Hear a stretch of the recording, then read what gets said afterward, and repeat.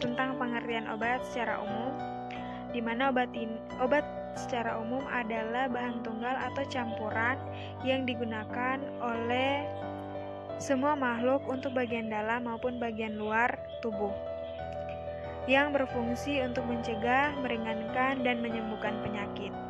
Kemudian, menurut undang-undang, yang dimaksud dengan obat ialah suatu bahan atau campuran bahan yang digunakan untuk menentukan diagnosis, mencegah, mengurangi, menghilangkan, dan menyembuhkan tubuh, serta memperoleh tubuh seperti skincare. Kemudian, pengertian obat secara khusus yaitu yang pertama ada obat jadi, ada obat paten, ada obat baru, obat asli, obat tradisional, obat esensial, dan obat generik. Kemudian, penggolongan obat. Yang pertama, menurut kegunaan obat yang pertama untuk menyembuhkan atau terapeutik, kemudian untuk mencegah, profilaktik, dan untuk diagnosis yaitu diagnostik. Dan menurut cara penggunaan obat, yang pertama, medicamentum et asem internam atau pemakaian dalam, melalui oral dan beretiket putih. Kemudian medicamentum et asem externam atau pemakaian luar, melalui implantasi injeksi membran mukosa dan beretiket biru. Kemudian menurut cara kerjanya yaitu ada dua. Yang pertama lokal, yaitu obat yang bekerja pada jaringan setempat, seperti pemakaian topikal. Kemudian sistemik, obat yang didistribusikan ke seluruh tubuh melalui oral. Kemudian muncul pertanyaan, apakah suntik termasuk cara kerja obat secara lokal atau sistemik?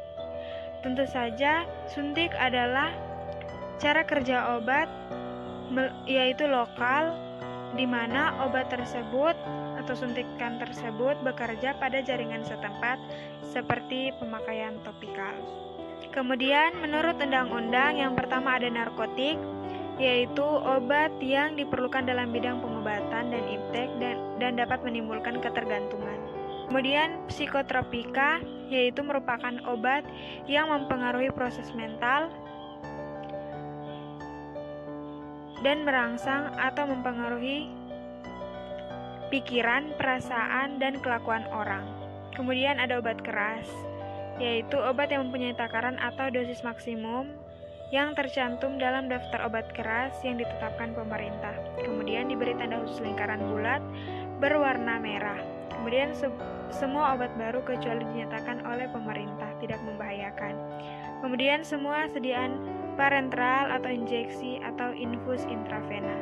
Kemudian obat bebas terbatas adalah obat keras yang dapat diserahkan tanpa resep dokter dalam bungkus aslinya dari produsen atau pabriknya. Kemudian obat bebas adalah obat yang dapat dibeli secara bebas dan tidak membahayakan bagi si pemakai. Dan kemudian menurut sumber obat, yaitu obat yang kita gunakan dapat bersumber dari tumbuhan, hewan, mineral, sintetis, dan mikroba. Demikian materi secara ringkas ini. Terima kasih.